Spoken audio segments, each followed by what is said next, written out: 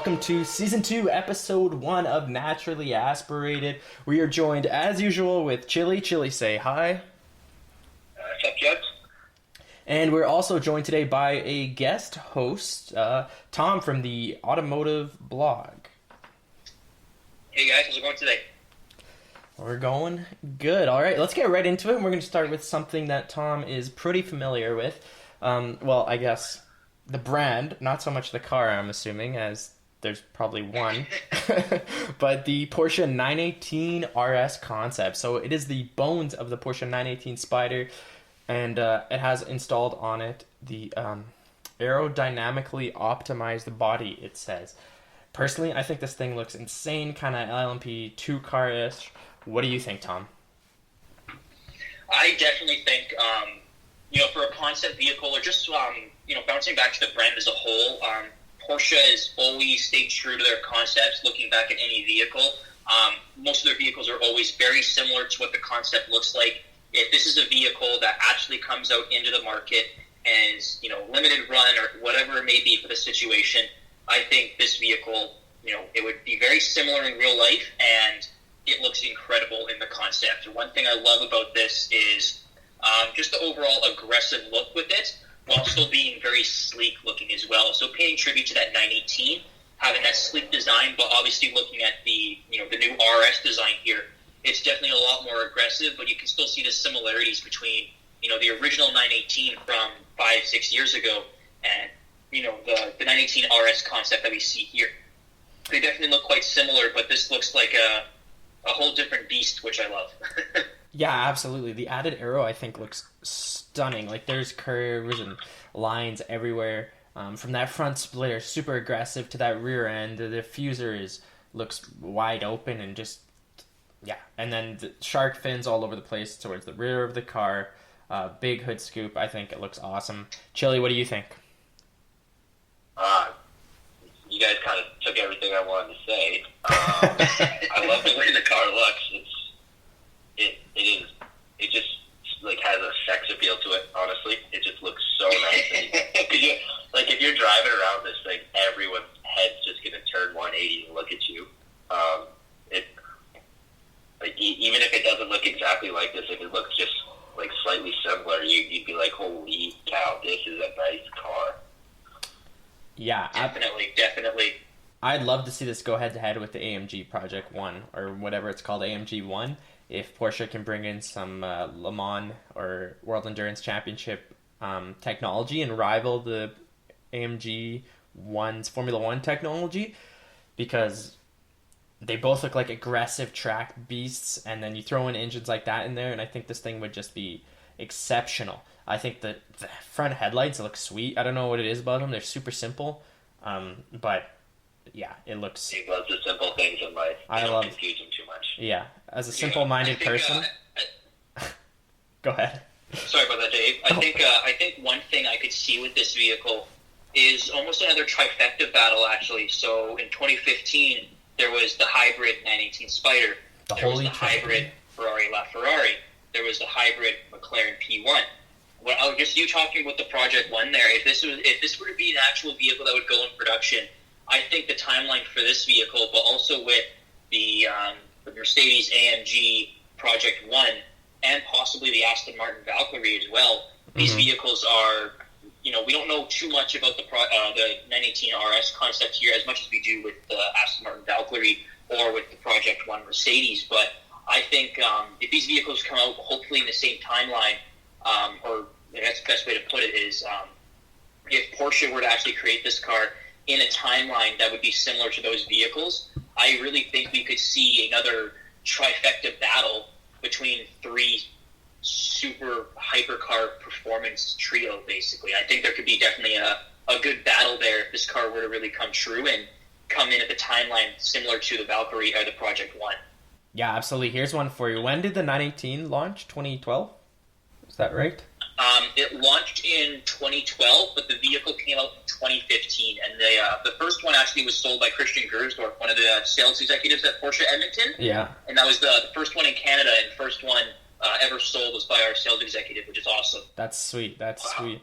So, LaFerrari replacement has been spotted testing in Maranello, 2022. You think this can be a potential competitor to that thing? I would love to see that. I definitely think it could. I think it'll be interesting to see, though, because, if you look back to, 2015, 2016 year that trifecta had, both McLaren and Ferrari were being like, oh, Porsche's car's too heavy, they're making too many of them, the hybrid system will ruin the car, like with how they designed it. They were just bashing the vehicle. And both McLaren and Ferrari said that their vehicle will do sub 7 minute on the Nürburgring Nordschleife. And instead of doing it, they were just essentially talking crap to Porsche in the 918 Spider. And the 918 Spider is actually the first vehicle to go sub 7 minute as a street legal vehicle. And to this day, no professional driver has driven the Ferrari or the McLaren P1 on the track. Yeah, because manufacturers don't. They don't let you. I know. They don't let you. And it was very interesting because once that came out, and like Motor Trend, Top Gear, they were all saying like Ferrari, McLaren, like give us a car, like we want to test this. Yeah. And McLaren was like, I talked about this actually on my blog as well. McLaren was essentially like passing the key, like while they're like pissing their pants though, because they didn't know what to expect. And Ferrari said, nope, we don't want to do that. And they made their clients, their LaFerrari clients, sign a non-disclosure agreement saying you will not give it to anyone who will review the car to test against the 918 or the McLaren P1. Yeah. Huh. Yeah. That's how the most recent trifecta or Porsche versus Ferrari battle happened. That's what underwent. So I think Porsche could take a jump at Ferrari, like in the aspect of, trying to reincarcerate the battle between them. But if Ferrari has a chance to avoid it, I think they would. Because they definitely got swept under their feet on the 918, comparing it to LaFerrari. And I feel like as a manufacturer, they wouldn't want to, cross paths like that again unless they knew for sure. Because they thought they did last time. And, we kind of know how that went. Ferrari is the weirdest company ever. They conduct themselves in such an interesting manner. Like, just the things they do, and I think finally the SF90 Stradale was the first real, step forward, because they were just, it feels like they were playing catch-up to Porsche and McLaren. McLaren and Porsche would come out with something and be like, oh, these are the stats, and then, a year later, Ferrari would be like, we matched it. It's like, okay, well, you matched it. Yeah. That's nothing crazy. That's not that cool. And then we'll see. I think the SF90 will be the starting of a new Ferrari, but they're also going in the direction of McLaren, where they just build a bajillion cars, because I don't know what the hell. McLaren and Ferrari are actually in an interesting situation. Kind of looking at it in the, taking a step back and looking at it almost. When you look at companies that are sport and supercar focused, looking back at the 80s and 90s, that's going to be Porsche number one. That's the first company I think of, when you think of, supercars. Porsche's number one for me. Even if I didn't work at the brand, I would still say Porsche. And no bias whatsoever there. Yeah. None comes from that guy at all. He's like, no bias at all. Hey. But, I get it. Looking back at the brand, though, in the 80s and 90s, when they were struggling to stay afloat, really, as a manufacturer, they had two choices. One, go under and get out of business, or two, make a vehicle that people want. And come early 2000s, boom, the Cayenne. That saved the company. Yeah. Saved the company. Aston Martin, just recently. Or no, Lamborghini did it before Aston Martin.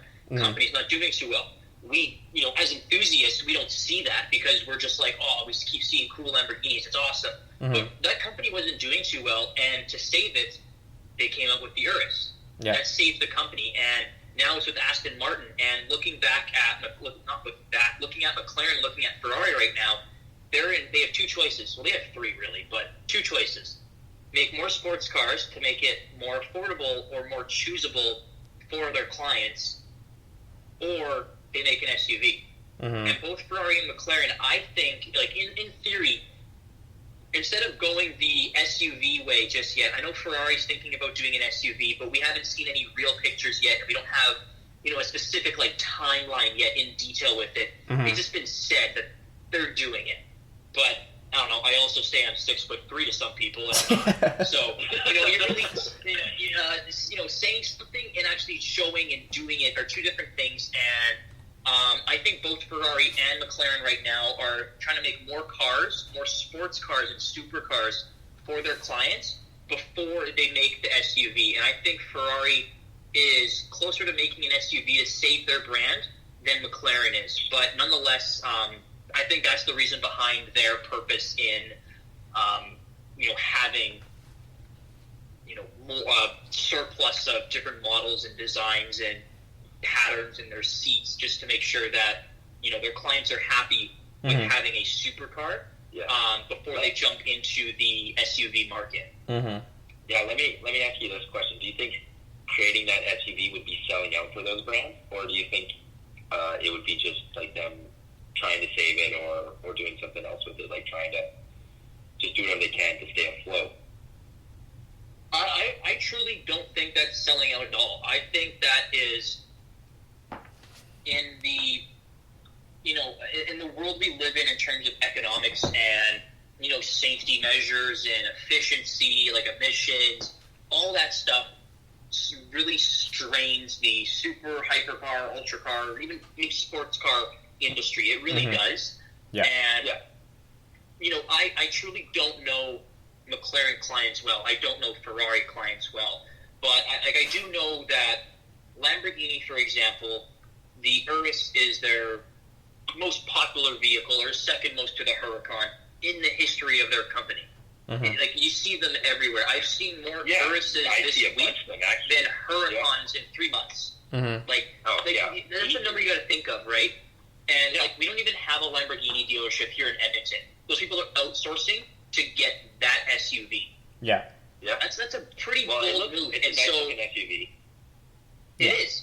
It very much is. And so I feel like, even though I can't speak for McLaren or Ferrari clients, I wish I could, though. That'd be really nice. But kind of comparing it to Lamborghini in a way, because those three are kind of always competitors, in their own right. I think Lamborghini definitely set the standard on what a super SUV should be. I think if McLaren and Ferrari are to be doing it, it definitely needs to equate to the Lamborghini Urus or surpass it in some way. For sure.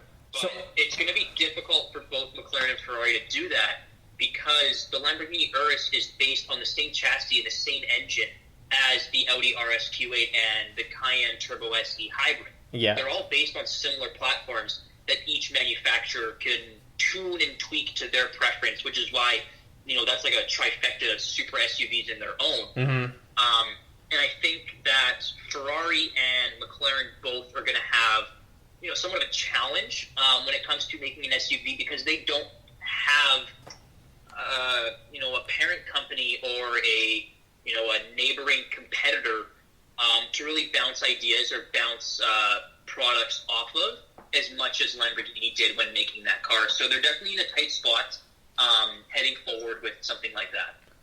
So I'm on Ferrari chat probably once a week, and earlier this week I actually saw the first picture of a Pro Sang, which is what Ferrari's calling their SUV right now, or some sort of testing mule thing. It was and it really disappointed me. It was so there was a Maserati Levante body, debadged, and it was like lowered, and it looked so awkward and stupid. They literally it looked like they ruined the Levante. So I'm really concerned about what the Pro Sang is going to look like. If it's like, so the Levante is a good looking vehicle, but they found a way to butcher it. Obviously they're probably just testing, I don't know, powertrain or something, but still. They're feeling things out, like going on the body, the power plant of the vehicle before they jump into the body.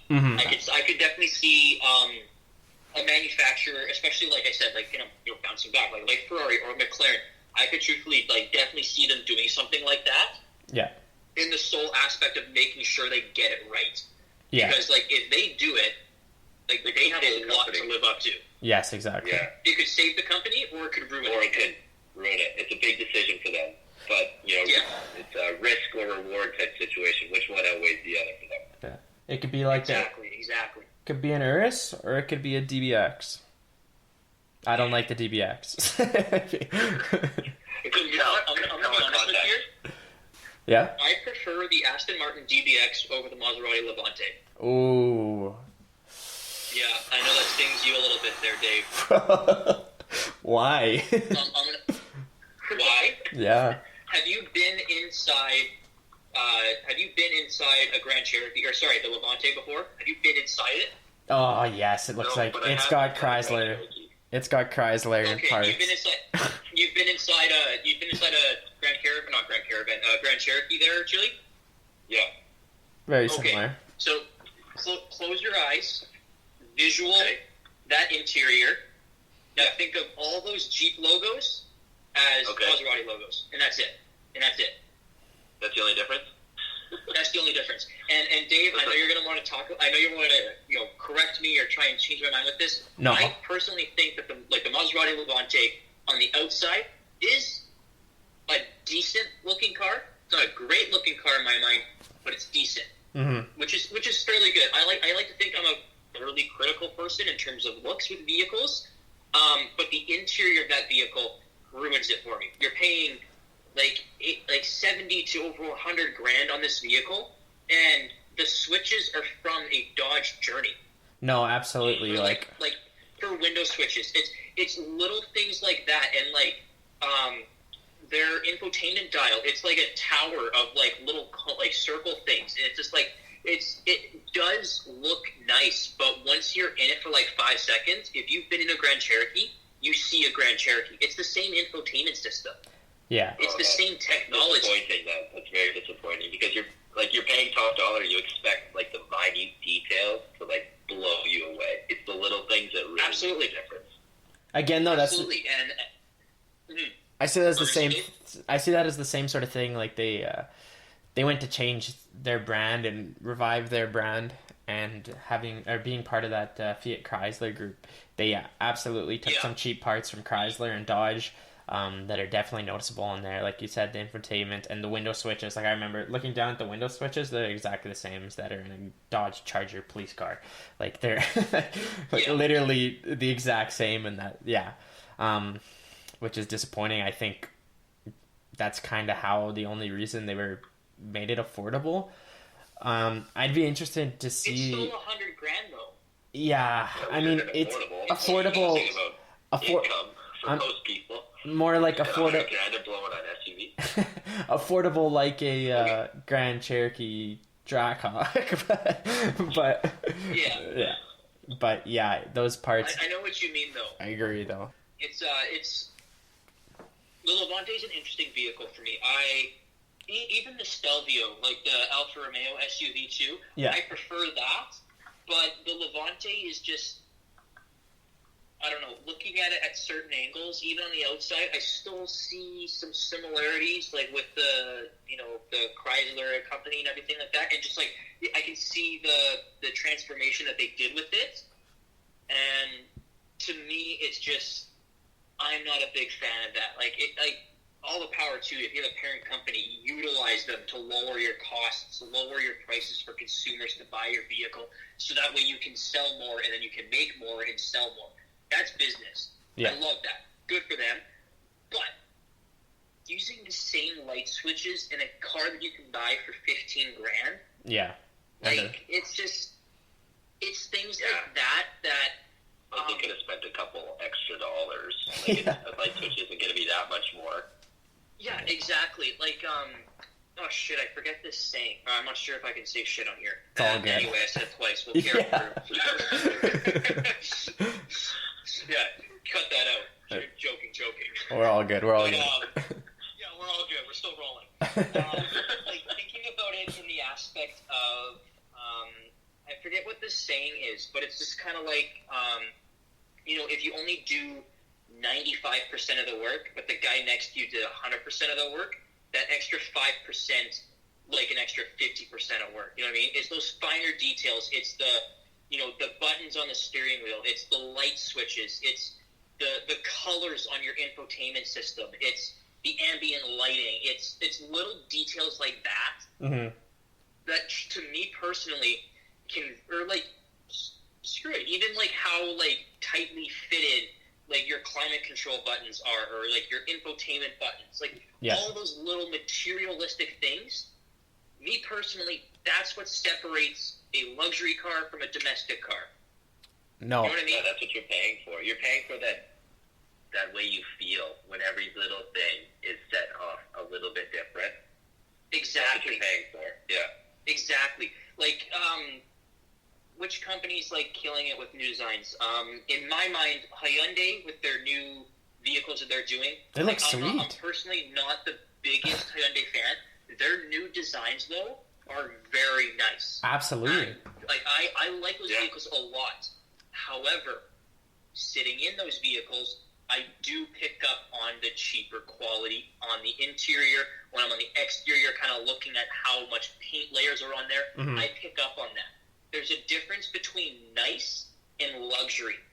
Hey. And bouncing back here, the Maserati Levante to me is nice, but because of those not light switches, wow, I was looking at my bedroom light switch there. The window switches, the infotainment system, those little things, that extra 5-10% that they could have done, jeopardizes it on being a luxury vehicle to me. Mm-hmm. I see it as a very nice domestic vehicle. Yeah. No, I agree for You know sure. what I mean? Like, you see where I'm getting at with that? It's, it's the materials, not the look and style.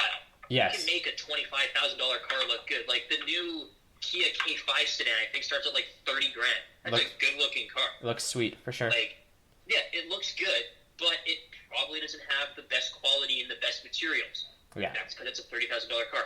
That's where the luxury comes into play, because anything can look nice. Anything can look luxurious, but it's the feeling and the sensations that you get as a driver or passenger that really make it happen.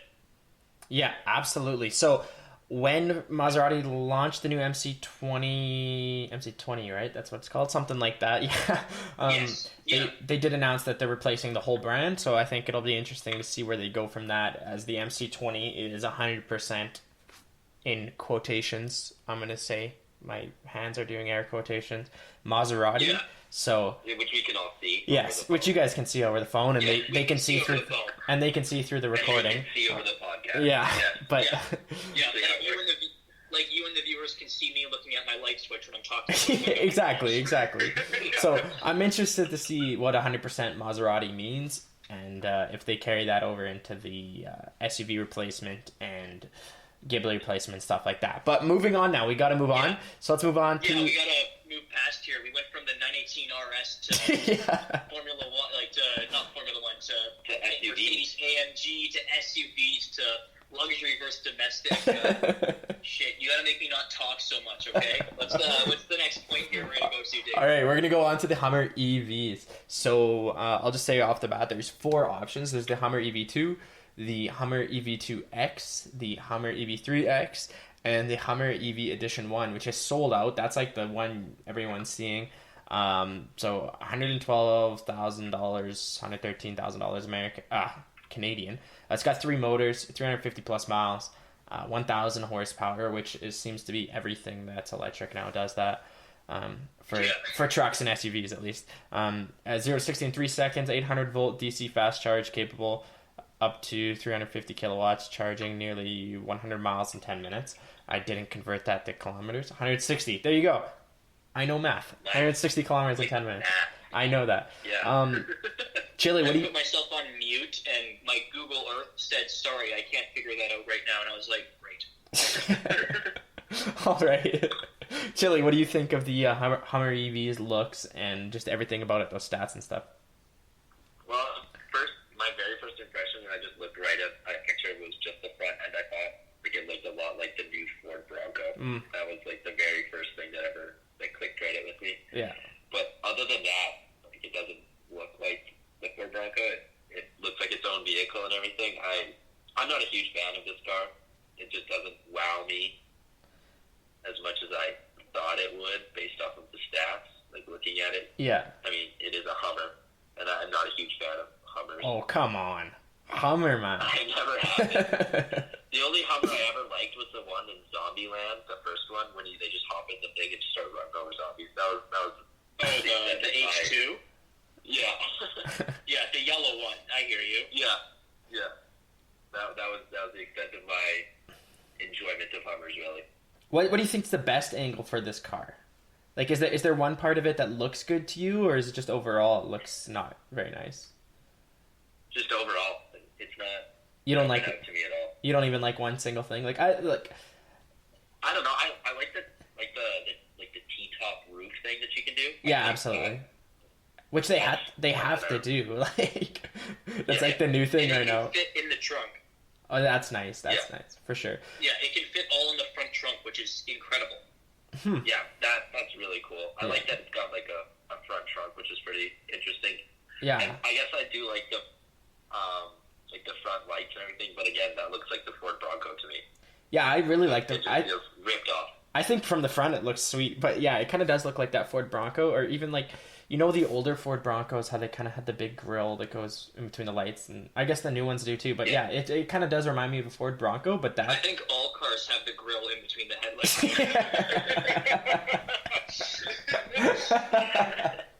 I was like, I heard you say that, and I was like, wait, what car has the grille not in between the headlights? Let me think here. The Tesla model, I can't remember the SUV one. Oh god. Okay. Tesla, you have a one. You guys, everybody knows what I mean, okay? We were picking up what you were putting down, and I was like, hey, I need to confirm this. Yeah. Yeah, okay. Well, I think from the front it looks good. The interior is sweet. From the side, I think it looks absolutely atrocious. Like, horrible. It looks like a Honda Ridgeline from the side. And the back is... I see that. Is nothing to... you wouldn't want to bring the back home to your mom either. It's not attracted to it whatsoever. Like, looking at this thing, too, it looks like it could go, like the front end could be on either side. Yes. When you look at the side profile of it. Yeah, like... It's like, which way is it going? Exactly. It just looks so awkward from the side. Yeah. Tom, what do you think of it? I think the side profile for me is, you know, you said it true how it is. It looks like a Honda Ridgeline. I also see some Chevy Avalanche in it, though. Yeah. With like this like two-tone roof thing it has going. The Avalanche didn't have a two-tone, but it had the plastic like side padding from going from the truck to the truck bed. Like I see that with this for some weird reason. I see that. Looking at the back end, I don't like it, but I don't hate it. It's just like it's the back of an electric truck. Like it looks like the backside of a truck. Like it's hard to make them look super good or super bad. Exactly. Yeah, it looks like every other truck. Looks like it. Yeah. Front end of the vehicle, I do like it. One thing that bugs me is the front LED light bar. This is actually I did a video on this vehicle on my blog, and I was talking about like my dislikes towards it. And one of my dislikes was the front LED light bar. And I'm all for front LED light bars. However, looking at the Hummer light bar, it's like, you know, in the middle when it's HUMMER, like when it spells Hummer, that is the same thickness and like pattern as the actual headlamps. I'm not a fan of that. I think the light bar is like too thick. Yeah. And it's not like Rivian, for example. They have like a fairly thick front LED light bar. Yes. Except it's clean, it's crisp. It's not like it's like fading away. It's just like it's all there, and it's always in like a perfect pure white. Where the Hummer kind of, you can see like texture in it, and it's like different tones of white, and I'm not a fan of that, but I also feel like I'm just analyzing the shit out of this light bar. Yeah. Well, if that's what jumps out to you, you gotta talk about it. Yeah, exactly. And like, to me, it's like, I don't know, like, you could talk about the other rest of the car, but like, I'm talking about the headlight for the most part. It's just like, that stands out to me the most. One thing I do like with it as well is mandated by law in North America. If the vehicle is over 80 inches wide, you need to have roof markers or hood markers, along with side markers as well. And I think a lot of companies just throw them onto the vehicle, and the Hummer EV integrated them nicely. So they have 3 on the roof. Absolutely. Kind of in between the driver and passenger. It looks really good. It does look really good. But the ones that I note though, or that stand out to me, is actually the side markers that are in the headlights. When you look at the front end, you see the LED light bar, but at the very end you see 2 amber lights, one on each side. Mm-hmm. That looks really good. I think they nailed the design on the regulations that they had to do for this vehicle, the regulations they had to meet for this vehicle. They nailed everything they had to do.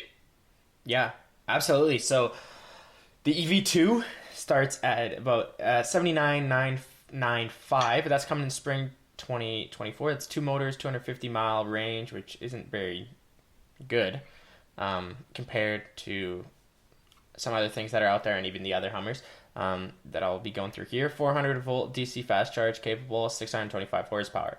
The EV2X is $90,000 coming in 2023. 4-wheel steer, which is very nice for a big vehicle. Adaptive air suspension, adaptive ride control, 800-volt DC fast chargeable, 625 horsepower. Same range. The EV3X is $100,000 coming in fall 2022. Torque vectoring and 800 horsepower in there. And then finally, I said that Hummer EV Edition 1, which is the one that sold out, $113,000, 2021. 3 motors, 350-mile range, 1,000 horsepower, so on. Let's go on to the Lamborghini Huracán STO. So Lamborghini came out with another new car here, a V10, the kind of new top of the model Huracán, I guess. So I don't know if any of you guys know. Yeah. I don't know if you guys know. Is it, where does this kind of go in with the Performante and stuff? Is this the Huracán Evo's Performante, or is there going to be a Performante and this thing's just going to get pushed to the back? Does anyone know anything about that? I don't know anything in particular with this. Just kind of looking at the technical specs of this vehicle and the look and aggressiveness of it. I could personally see this vehicle not necessarily fighting with the Performante or anything like that, but I do see this as more of a track vehicle than the Lamborghini Performante is with the Huracan. I feel like that vehicle is kind of what's a good way to put it? It's almost I don't really know how to put it. It's the the Huracan Performante is an unbelievable track car. There's no doubt about that. But you can still somewhat daily drive that vehicle. Yes. As much as you can daily drive a Lamborghini, you can daily drive a Performante probably. Probably better, actually. Yeah, anything like that. And looking at the STO here, I just think I don't see this thing being on the road. No. I see this on the track, wherever that is. I don't see this on the road. I see Edmonton cops pulling you over because this doesn't look like a street legal car. Yeah. That's just that's the look and the energy I have from it. I just see you getting pulled over on the aspect of it looks like a show car, it looks like a race car. It doesn't look like it should be on this road. So I just had this thought this thought pop into my mind. It looks like Volkswagen said, okay, we'll let you do one last car without Audi. Because it's so Lamborghini. Everything about it is just obnoxious, but in a good way, just strong in your face, and looks like it'll be such a pain to drive, but also in a good way, it's just going to be an absolute beast. Yeah, you're gonna want to floor this thing every time you get behind it, and you're gonna be stuck behind the punch buggy and under. For sure. That's how it happens. A big thing with this too, just kind of talking about the aggressiveness of this vehicle, comparing it to the Performante. Looking at the interior pictures that they revealed to us, it's the easiest way to put it is that the seatbelts, for example, they don't show the regular seatbelt in there. They show the harness, and they show the 5 or 6 point harness that comes with it. Yeah. With the bar on the back like that. To me personally, if it's going to be a street legal car, like obviously this is going to be a street legal car, but little things like that they show you is like this is the seatbelt you're going to use with this vehicle. Like it's like they're pushing towards this being a track vehicle, and looking at the overall design of it too, with the hood scoops, the flared fenders on the front, the hood scoop obviously, and like this like dual but not dual wing that they have going. It's almost like the new GTR Pro Black Series that came out recently from Mercedes, where it's like two wings but it's one. That's becoming a trend. I don't know what I think about that yet, but like just seeing this design, it's very track focused for me, and like not going to be on the road at all. Yeah, kind of track. Like they just that's just the kind of car it is. Like you can drive it on the street. You're not going to, but you can. Absolutely. Chili, your thoughts? Well, man, Tom hit every nail on the head there. Like, what he's talking about, it's a track car is what it looks like. Even like when they're talking about all the aerodynamics and everything, they're talking about how like this thing is ready to go as fast as you can go with a car. Yeah. When are you gonna need that rear wing to plant you to the road? Like, how quickly are you dodging potholes here in Edmonton? Yeah, that's a great question. I mean, if you're driving around Alberta here and you're going, 120, you do not want to hit a pothole in that thing. It doesn't look like it's got very good suspension. And you don't want to hit room in the wheel. You don't want to, you don't want to hit a pothole at 120 in my Tiguan, man. It doesn't matter what car you're in, but like, I hear what you mean though, where it's just like, almost like, I guess you say like purpose per dollar really with this vehicle. Yeah. For people that don't go to the track very often, I don't think this is a good vehicle. Like for me, like granted, if I had money where I could buy this car, I would be going to the track fairly often. I would go to the one in Kelowna, like the one here, like I would go down to like the States. I would go on tracks as much as I could. Yeah. And I just feel like a lot of people aren't really like that, and they kind of buy these vehicles for the ass. Like a vehicle like this, for example, for those that don't track, this isn't going to be a vehicle that they drive on the road. They know that already going into it. They just buy it because they can. I feel like that's what this vehicle is going to be, unfortunately, purchased by, is people that want it to say they have it, exactly, but won't drive it. Obviously to its full potential, but might not really even drive it on the road as well, because this looks like a very aggressive car, which is what we've been saying this entire time. Yeah, I agree. Yeah. 99. I think we've used aggressive too many times. We need to start using menacing. Oh, get out of here! Menacing. Apparently, I say menacing too much. I get chirped all the time about it. But I've heard Chili and I say aggressive more than I've heard you ever say menacing. One episode. Around 8 or something, I described all 4 cars we went through as menacing. So. Yeah, these are all the same cars, really. Yeah, each car is just menacing. Yeah. But I have a fun stat here about the car. It says they're employing carbon fiber in more than 75% of the body panel. So, it's supposed to be a lightweight car, which, again, is just going fast. Exactly. It's all that track stuff, right? Like you said, Tom, I see it being a piece of art. Like, no one's driving this. I bet you 99% of them aren't driven and then sold at auction in a couple of years for double the price they paid, and it's just going to be one of those stupid cars. Yeah.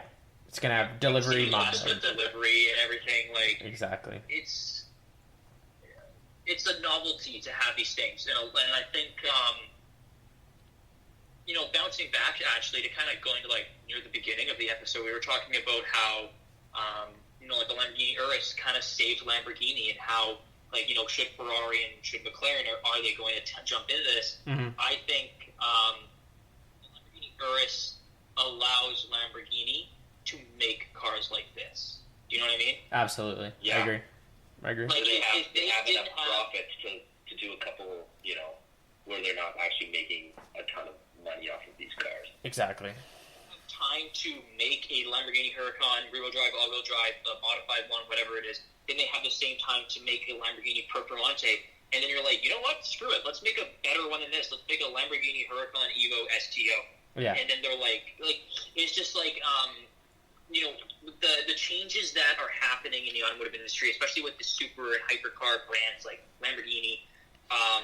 They're allowed to make cars like this because of the choices that they made, which would be the Lamborghini Urus. Yeah, absolutely. And kind of, looking at Ferrari, for example, they're not making limited run vehicles that often. Granted, they're still Ferraris. They're very exclusive to get. Mm-hmm. But, instead of making a SF90 or whatever the F8 Tributo, like the 488 replacement, instead of making like a exclusive one like that right now, they're coming out with the Ferrari Roma and this vehicle and that vehicle, and they're just making more vehicles for more people to buy. Yeah. Where Lamborghini took the road of, let's have a lot of people buy what they want to buy so that we can make cars that we want to make for people that aren't going to use what we want them to use it for. Yeah, absolutely. And so I think the approach that that Lamborghini did with this is, I think it's genius, but a lot of people don't see it that way in the aspect of they're getting they make an SUV, blah blah blah. It's like, do you drive a Lamborghini? Like, do you own one? Yeah. No. So it's like your opinion's invalid, but guess what? So is mine. Yes. like even unless you're actually buying the vehicles, you don't have as much say as somebody who is. Yeah, you think because they don't care what we say. In the big picture, you think they Yeah. care about what most people are saying? No, if they're selling cars, they're happy, right? Like, it doesn't matter what it is. Like you said, the Urus is the second most sold car already. Like, you think Lamborghinis are getting that at all? Absolutely not. No. Like, you go to Lamborghini in Calgary, I think they probably have like 3 on the lot, maybe. Like, It's just like, it's a vehicle that people want to buy, and talking about like just opinions earlier, like a second ago, it's like whether you're against it or for it, if you're not buying or helping the company grow, your opinion's invalid. It really is. Like, my opinion's invalid. Dave Chili, like, you're the same boat as me, where it's like we have our opinions towards it, but we can't change anything because we're not Lamborghini owners. We're not affecting them. We can't affect their business. We can just have an opinion towards it.